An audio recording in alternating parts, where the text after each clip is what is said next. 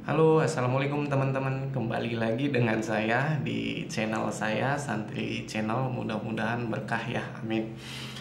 Oh ya, untuk kesempatan kali ini saya akan membahas sedikit trik untuk bagaimana kita bisa dihargai sama orang gitu ya. Karena terkadang sebagian orang 70% nih dari 100% itu menganggap kalau kita pengen dihargai atau dihormati sama orang itu kita harus satu punya pendidikan yang tinggi. Dengan pendidikan yang tinggi biasanya kita dihargai atau dihormati sama orang. Yang kedua, fisik. Yang kedua, dengan fisik ganteng atau cantik itu pun kita bisa dihargai dengan orang gitu, dihargai orang gitu. Nah, yang ketiga itu dengan materi. Kalau kita banyak duit, ya itu tadi udah pasti itu dihargai sama orang. Kalau kita nggak punya duit, jangankan orang, setan aja nggak mau berteman sama kita, benar nggak? Nah, itu yang ketiga, materi.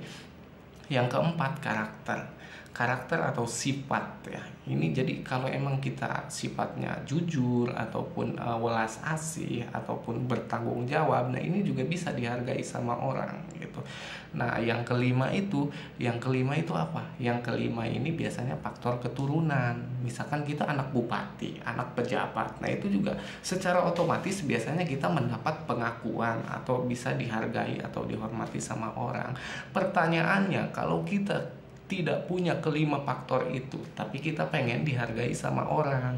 Nah, untuk video kali ini, kalau kalian mencari alasan itu, kita tidak punya kelima faktor itu untuk dihargai sama orang, dan kalian pengen mencari jalan lain, nah kalian sedang tepat berada di video ini gitu ya. Jadi oke, untuk kali ini saya akan membahas sedikitnya trik bagaimana kita bisa dihargai sama orang kalau kita tidak mempunyai 5 faktor yang tadi saya sebutkan itu gitu. Oke, untuk yang pertama, hargai diri sendiri dulu.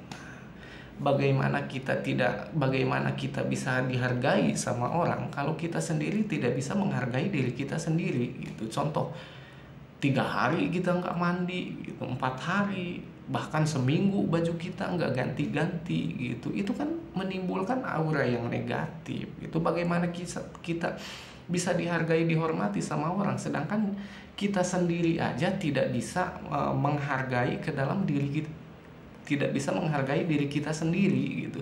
Bagaimana kita bisa dihargai sama orang gitu. Contoh, kita misalkan nggak gosok gigi, ngobrol dengan orang, aura napas kita, bau naga kita kemana-mana, gimana kita bisa dihargai sama orang? Kita aja nggak bisa menghargai diri kita sendiri gitu. Contoh kayak tadi yang pertama saya sebutkan, tidak mandi berhari-hari, kita ketemu orang, nah itu kan bagaimana orang bisa menghargai kita, menghormati kita, ya kan? Nah, itu yang pertama gitu. Yang kedua itu kita harus bisa menghargai orang, menghormati orang kalau pengen dihargai dan dihormati sama orang. Contoh, ketika ada orang berbicara sama kita, ini contoh kecil aja ya yang sering saya temuin nih di lingkungan kerja atau di pertemanan ataupun di keluarga, ini sering banget saya temuin. Kalau ada kita sedang ngobrol sama orang, dia malah main handphone. Contoh, main handphone, udah tahu ada yang bicara sama kita di depan kita, kita malah sibuk main handphone. Gimana kita bisa dihargai dengan orang? Kita aja nggak bisa menghargai dia gitu. Ketika ada orang lain bicara sama kita, ngobrol sama kita, kita hargai dia. Taruh dulu kita handphonenya, kita ngobrol, kita tatap dia, kita dengarkan dia. Nah, dengan cara seperti itu dia ngerasa diri dia dihargai, dihormati sama kita, dan dia pun akan bersikap demikian terhadap kita gitu. Itu yang kedua. Yang ketiga itu apa? Jaga ucapan. Nah, ketika kita bisa menjaga ucapan kita, tidak asal bicara terhadap orang lain, itu pun akan menimbulkan efek atau dampak dihargai atau dihormati sama orang gitu. Jadi kalau kita asal bicara aja sama orang, menyinggung perasaan orang, misalkan kita ngomong ke dia, nuduh begini, orang kesinggung dengan pembicaraan kita ketika dia ngebalas ucapan kita karena dia tersinggung, kita pun akan tersinggung kan, di situ akan menyulut permusuhan gitu. Makanya pertama, kalau kita pengen dihargai juga sama orang lain, dihormati atau dihargai, kita pun harus jaga ucapan kita. Jangan sampai ucapan-ucapan kita itu menuduh dia, jangan sampai ucapan-ucapan kita itu bisa menyinggung ke dalam perasaannya.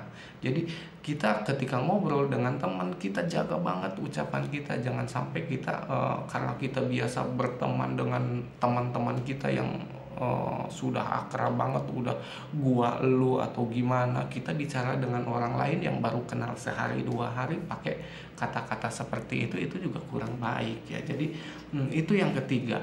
Yang keempat itu apa? Yang keempat itu jadi apa ya nih, saya ngejelasinnya, pokoknya saya kasih contoh aja nih.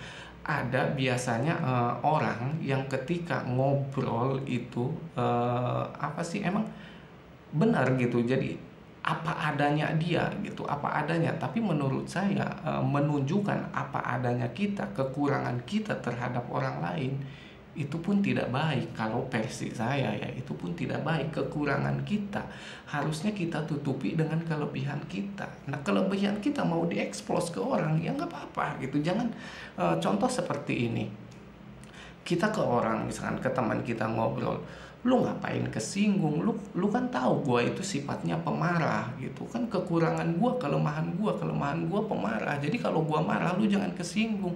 Lo nggak bisa begitu gitu kan. Jadi kalau kita pengen dihargai, dihormati sama orang, ya kita juga harus ngerubah gitu karakter kita. Kita pemarah ya jangan dieksplos lah kekurangan kita atau aib kita. Itu nggak bisa karena kita pemarah, orang harus nerima kita sebagai ini gitu ya. Nggak bisa begitu gitu. Contoh kita ngomong asal ceplas-ceplos aja, misalkan emosi dengan nada tinggi, kita orang jadi emosi juga, kita malah tangkepin lu kayak nggak tahu gua aja, lu ngapain baper yang kayak gitu. Nggak bisa lebay, jangan lebay dong gitu, jangan baper kayak lu nggak tahu gua aja, gua kan emang orangnya begini lah. Nggak bisa begitu juga gitu. Kenapa?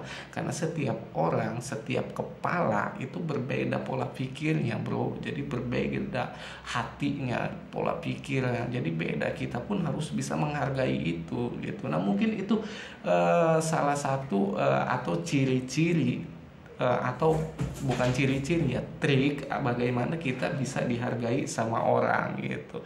Mudah-mudahan ini menjadi penambah wawasan bagi teman-teman dan menjadi edukasi yang baik agar ke depan pola pikir kita bisa berubah, bisa keluar dari zona nyaman, dan ke depan pola pikir kita bisa sedikit lebih maju. Kurang lebihnya saya mohon maaf. Wabillahi taufiq wal hidayah. Wassalamualaikum warahmatullahi wabarakatuh.